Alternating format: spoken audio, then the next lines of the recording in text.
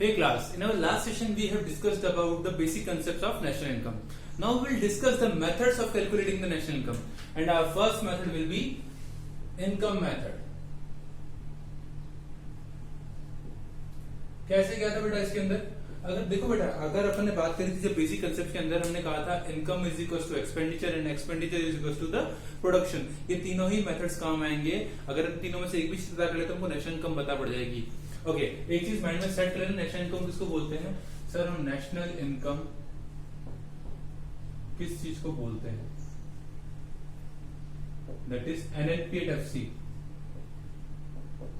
Net national product at factor cost. What मैंने आपको last session में बताया था, ये डिफरेंट टर्म्स होती है, 8 टर्म्स हैं, आप बना सकते हो। N denotes for net, NP denotes for national product and FC denotes for factor cost. Okay sir, start करते हैं। जो इनकम मेथड है वो शो करता है NDP@FC, NDP@FC। ओके सर, इसके अंदर क्या करना है? अगर हम बात करते हैं इनकम की, तो हर जने की इनकम की बात करेंगे। First of all salaried employee, तो compensation of employees, compensation of employees क्या क्या मिलता है इनको? First of all salary oblique wages, ठीक है। और क्या क्या मिलता है? पेंशन, फैसिलिटीज, ये सारी इनकी कंपनसेशन में ऐड होती है। ओके, और क्या होता है सर उसके अलावा? उसके अलावा सर मिलती है एम्प्लॉयर्स कंट्रीब्यूशन, एम्प्लॉयर्स कंट्रीब्यूशन कई सारी स्कीम्स में, ठीक है। ये सारी चीजें उनको मिलती है। ओके, ये तो हो गया किसका? सैलरीड एम्प्लॉयड का। अगर हम बात करते हैं operating surplus, operating surplus, sir हम सैलरीड एम्प्लॉय नहीं है लेकिन फिर भी इनकम अर्न कर रहे हैं, और हमारे सोर्सेज क्या क्या हैं? सर हम रेंट के थ्रू अर्न करते हैं। किसके थ्रू? रेंट के थ्रू अर्न करते हैं। हमने किसी कहीं पे रेंट पे दे रखा है, पैसा ब्याज पे दे रखा है, तो क्या आ रहा है? इंटरेस्ट। मैंने कहा था ना 4 फैक्टर्स होते हैं, land, labour, capital and entrepreneur. Land को क्या मिलेगा? रेंट। कैपिटल क्या मिलेगा? इंटरेस्ट। ओके, एक पॉइंट आता है किसका? रॉयल्टी का। सर हमने कोई चीज रॉयल्टी पे सेल कर रखी है, या जिसकी स्पेसिफिक रॉयल्टी हमको आती रहती है, ठीक है। एक लास्ट पॉइंट आता है प्रॉफिट का। बेटा प्रॉफिट सिर्फ हमारा नहीं होता, प्रॉफिट कई जनों का होता है। तो प्रॉफिट अगर गवर्नमेंट का भी होता है तो उसके अंदर अपन कॉर्पोरेट टैक्स को भी लेंगे। गवर्नमेंट की थ्रू की गई इनकम भी इनकम ही है। कॉर्पोरेट सेविंग्स,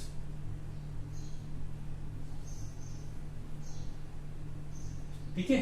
और अगर हम बात करते हैं इसके बारे में, जो लास्ट इनकम आती है वो है mixed income, mixed income.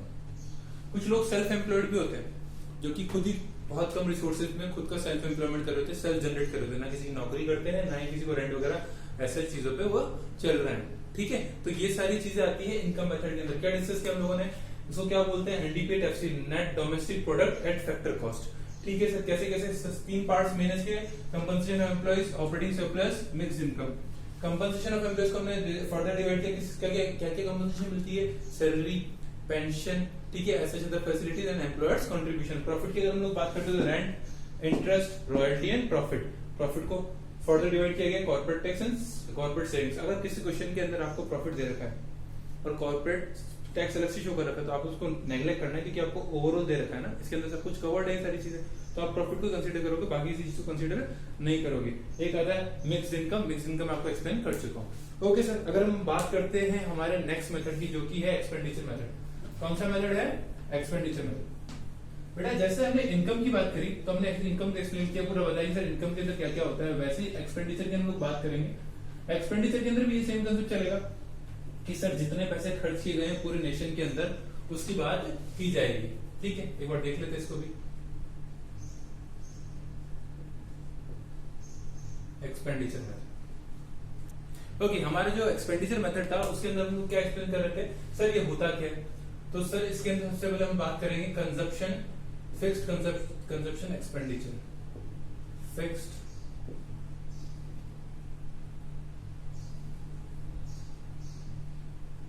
Consumption expenditure. बेटा क्या बात कर रहे हैं हम लोग? जो कंजप्शन के अंदर चीजों को यूज, मतलब रिसोर्सेज को खर्च कर जाते हैं, उसकी बात कर रहे हैं। यहाँ पे सारी खर्चों की बात होगी। कहाँ कहाँ की चीज में? एक तो सेल्फ कंजप्शन के लिए यूज करते हैं। कौन कौन यूज करता है सर? एक तो हम करते हैं और एक बार गवर्नमेंट भी करती है। ऐसी बात नहीं सिर्फ हम करते हैं, privately private fixed consumption expenditure, एक होता है government fixed consumption expenditure. Private क्या होता है सर, हम जो सेल्फ कंजप्शन के लिए यूज करते हैं, ठीक है, कई सारी चीजें, हमको कार चाहिए, हमको ड्रेसेस चाहिए, हमको क्लोथ चाहिए, हमको फूड चाहिए, हमको खेलना चाहिए, एंटरटेनमेंट चाहिए, इन सारी चीजों पे हम लोग जो खर्चा करते हैं वो सारा किस क्या करता है, private fixed consumption expenditure. On the other hand government भी खर्चे करती है कई सारे, जैसे अभी अगर हम लॉकडाउन की बात करें तो कई जगह फूड प्रोवाइड कराया जा रहा है, काफी सारी फैसिलिटीज प्रोवाइड कराई जा रही है, कई सारे ऑप्शंस प्रोवाइड कराए जा रहे हैं गरीबों को एंड सच अनएम्प्लॉयड पर्संस को। और जनरली गवर्नमेंट क्या करती है, कई सारे जैसे बहुत सी स्कीमों के अंदर उसका काम आता है, गवर्नमेंट कई बार डिफेंस गुड्स के अंदर काफी सारा इन्वेस्टमेंट करती है, तो वो सारे क्या है, प्राइवेट कंजप्शन एक्सपेंडिचर से। ठीक है, अगर हम बात करते हैं किसकी, ये फिक्स कंजप्शन। ओके, अगर हम आगे बात करते हैं इस बारे में, तो एक आता है नेट एक्सपोर्ट्स। क्या आता है, नेट एक्सपोर्ट्स। इसका मतलब क्या है sir, export minus import. Sir जितना भी हमने एक्सपोर्ट किया माइनस इंपोर्ट, तो एक नेट एक्सपोर्ट भी एक्सपेंडिचर के अंदर जोड़ा गया है, ठीक है ना, एक्सपोर्ट माइनस इंपोर्ट। चलो सर, इसके आगे बात करते हैं कि हमारा पॉइंट आता है, वो आता है domestic capital formation. Domestic capital formation, बेटा कई बार खर्चे एज अपन एज एन इन्वेस्टमेंट भी करते हैं, ये ग्रॉस भी हो सकता है, नेट भी हो सकता है, ध्यान रखना, ग्रॉस भी हो सकता है, ये नेट भी हो सकता है, दोनों ही चीजें पॉसिबल है। इसके आगे लगता है either gross domestic capital formation और नेट डोमेस्टिक कैपिटल फॉर्मेशन। बेटा बिजनेस में किया गया खर्चा कैपिटल फॉर्मेशन में आता है, तो सर अगर आपने gross domestic fixed, gross domestic fixed capital formation, as I said इसकी जगह नेट भी हो सकता है, तो सब जगह ग्रॉस की जगह पे नेट आ जाएगा। ओके सर, आगे बात करते हैं इस बारे में। इसके अलावा और क्या क्या हो सकता है सर, इसके अलावा एक टर्म और आती है जिसको हम लोग बोलते हैं, क्या बोलते हैं, change in stock. Change in stock, सीधी सीधी बात है सर, बिजनेस में दो जगह पैसे लगते हैं, या तो हमारी फिक्स एसेट्स में हम लोग पैसा लगा रहे हैं, बिल्डिंग, मशीनरी, प्लांट, ऐसे पैसा लगा रहे हैं, तो वो किसके अंदर आ जाएगा, फिक्स कैपिटल फॉर्मेशन में। और नहीं सर हमारा जो स्टॉक हमने डबल कर दिया, ट्रिपल कर दिया, उसमें पैसे लग गए, तो वो क्या आएगा, वो चेंज इन स्टॉक। तो अगर हमारे बिजनेस में पैसा लगा रहे हैं तो इसके अंदर होगा डोमेस्टिक कैपिटल फॉर्मेशन। खुद पे यूज करें तो कहां होगा, फिक्स्ड कैपिटल फॉर्मेशन। कौन कौन, एक तो गवर्नमेंट यूज करती है और एक हम यूज करते हैं, दोनों ही कंजप्शन इसके अंदर आ जाएंगे। और एक अपना आ जाएगा net export, export minus import. Okay, अगर हम इससे थोड़ा सा आगे बात करते हैं इस बारे में, तो हम ये कह सकते हैं कि ये जो हम लोग टोटली निकाल रहे हैं, ये जीडीपी एट एमपी है या एनडीपी सॉरी एट एमपी, ठीक है। अगर यहाँ पे ग्रॉस है तो यहाँ पे भी ग्रॉस आएगा टोटली, और यहाँ पे अगर नेट आ रहा है तो यहाँ पे भी नेट आएगा, ठीक है सर। इससे हम लोग नेशनल इनकम की तरफ कैसे जाए, तो अगर मैं बात करता हूँ NDP at MP, NDP at MP की, बेटा देखो यहाँ पे नेट है, वहां पे भी नेट है, कोई दिक्कत नहीं है। यहाँ पे डोमेस्टिक प्रोडक्ट है, वहां पे नेशनल प्रोडक्ट है। अगर आपको याद हो नेट और डोमेस्टिक प्रोडक्ट में डिफरेंस क्या था, एनएफआईए का। डोमेस्टिक प्रोडक्ट में अगर अपन एनएफआईए ऐड कर देते तो क्या आती थी, नेशनल इनकम। डोमेस्टिक में अगर हम लोग क्या ऐड कर देते हैं, net factor income from NFIA, net factor income from abroad, तो अपनी क्या आती थी, नेशनल इनकम। ओके सर, हमने डीपी को तो एमपी बना दिया, एनएनपी एट एमपी है, वो एफसी है, वो फैक्टर कॉस्ट है। अगर फैक्टर कॉस्ट में हम लोग क्या जोड़ लेते थे, इनडायरेक्ट टैक्सेस, अगर हम लोग उसमें से माइनस कर लेते थे और सब्सिडी ऐड कर लेते थे तो क्या आ जाता था, मार्केट प्राइस। तो अगर हमको रिवर्स करना है तो हमको क्या करना है, सब्सिडी को ऐड करना है और किसको माइनस करना है, इनडायरेक्ट टैक्सेस को। तो क्या आ जाएगा अपना एनएनपी एट एफसी, जो कि हमारी नेशनल इनकम। मतलब ये सब कैलकुलेट करने के बाद हमको नेशनल इनकम अगर कहा गया तो सिर्फ यहीं पे नहीं रुकना है, हमको उसमें कन्वर्ट करना है। ओके, हम उसको जीडीपी एंड एनपीवी कर सकते थे, कुछ नहीं होगा, इन सारी चीजें यहाँ पे जी हो जाएगा ना, तो ग्रॉस में हमको डेप्रिसिएशन का इफेक्ट देना पड़ेगा।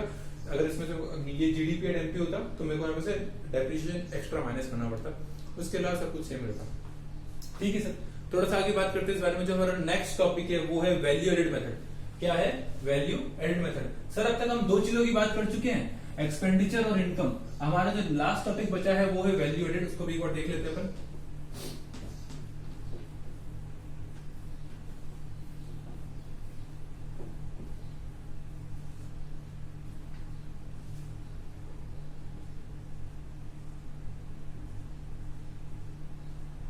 डेफिनेटली आपको समझ में आ गया होगा अब तक तो। सर आपने एक्सपेंडिचर ले लिया, इनकम ले लिया, तो तीसरा नंबर किसका जाना है? प्रोडक्शन का ही आएगा। ओके सर, प्रोडक्शन के अंदर हम लोग बात करते हैं वैल्यू एडेड मेथड की।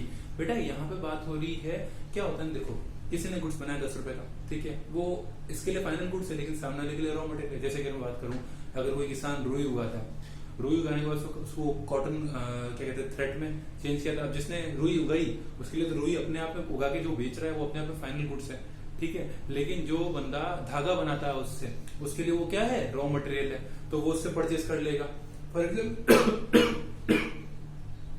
फॉर एग्जाम्पल अगर हमारी बात करते हैं हम लोग, जैसे कोई रुई है वो 10 रुपए के हिसाब से बिकी, ठीक है, वो किसमें बिक गई? अब किसी को बेचा उसने, ठीक है, अब उसने धागा बनाया, वो धागा उसने बेचा 100 रुपए में, और उस धागे से एक शेड बनी जो बिक रही है 600 रुपए में, ठीक है। अगर मैं हर बार मान के चलो, अगर मैं साल भर की कैलकुलेशन करूं हमारे प्रोडक्शन की, तो सर एक तो हमने 10 रुपए का आइटम बेचा, एक 100 रुपए का बेचा, एक 700 रुपए 600 रुपए का बेचा, टोटल कितना बचा?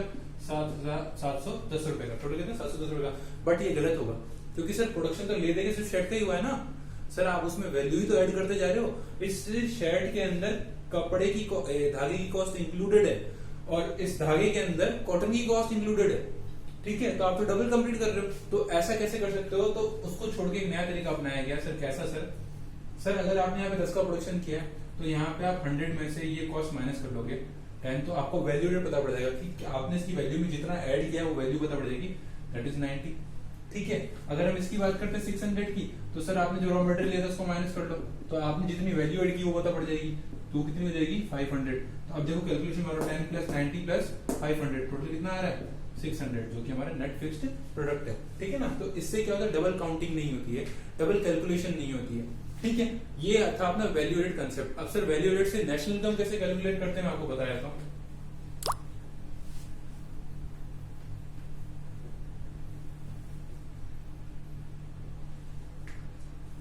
इसको अपन क्या बोलते हैं? GDP at MP. क्या बोलते हैं? GDP at MP.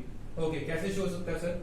Value of output, value of output minus we can say raw material and such other expenses,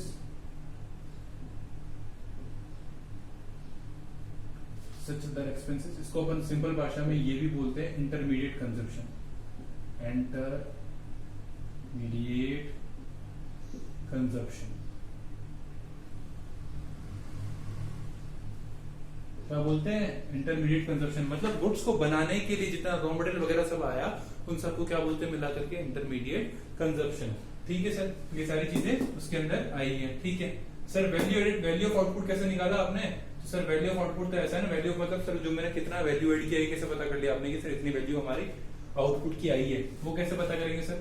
तो सर अपने अभी पता कर लेते हैं sir. Value of output, one minute sir, ये अपना आ जाएगा सेल्स। एक तो जो हमने गुड्स बेचा, ठीक है, उसके अलावा सर, उसके अलावा ये भी हो सकता है सर ओपनिंग में स्टॉक थोड़ा सा रहा हो, क्लोजिंग में तो सारा बच गया, तो सारा गुड्स आपने बनाया ही है ना सर, तो प्रोडक्शन के अंदर आना चाहिए। तो क्या हो जाएगा? Change in stock plus change in stock. इसको सिंपल भाषा में क्लोजिंग माइनस ओपनिंग कहते हैं। क्या कहते हैं? Closing minus opening. ये चेंज इन स्टॉक का फॉर्मूला है, closing stock minus opening stock. तो sales plus change in stock अगर आप कर लेते तो आपका आ जाएगा वैल्यू ऑफ आउटपुट। उसमें आपको माइनस करना है रॉ मटेरियल ऐसे अदर एक्सपेंसेस, इसको अपन लोग क्या कहते हैं? Intermediate consumption. इस तरह में क्या मिलेगा?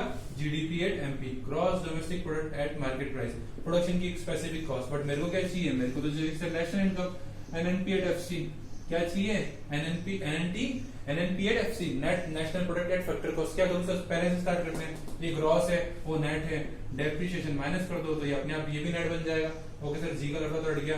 डोमेस्टिक है, एनएफआईए आप क्या कर लो? ऐड कर लो NFIA, net factor income from abroad. अगर आप ऐड कर लोगे तो क्या बन जाएगा? वो नेशनल प्रोडक्ट। और ये एमपी है, वो एफसी है, तो सर क्या करना है इसमें? तो हमारा जो इनडायरेक्ट टैक्स है वो माइनस करना पड़ेगा, इनडायरेक्ट टैक्स, और लास्ट में क्या ऐड करना पड़ेगा? सब्सिडी, ठीक है। ये हमने फर्स्ट ऑफ ऑल सीखा गया था कि फैक्टर कॉस्ट से मार्केट प्राइस कैसे बनाया जाए। फैक्टर कॉस्ट के अंदर अपन इनडायरेक्ट टैक्स को ऐड कर लेते हैं और सब्सिडी माइनस कर लेते हैं, तो हमारी क्या आती है? Market price. बट यहाँ पे जस्ट उल्टा हुआ, हमको मार्केट प्राइस से फैक्टर कॉस्ट बनाना था, तो हमने क्या किया? फिर सब्सिडी को क्या कर लिया? ऐड कर लिया और इनडायरेक्ट टैक्स को माइनस कर लिया। तो इससे हम जीडीपी एट एमपी से gross domestic product at market price से net national product at factor cost पे पहुंच गए। ये हमारी नेशनल इनकम है। कभी क्वेश्चन है तो हमको इसको इसमें चेंज करके देना पड़ेगा। ओके बेटा, यही सारे मेथड्स थे नेशनल इनकम के। इससे रिलेटेड नोट्स मैं अभी डाल दूंगा पीडीएफ में। ओके, ग्रुप में आ जाएगा आपके पास। Okay, have a nice day.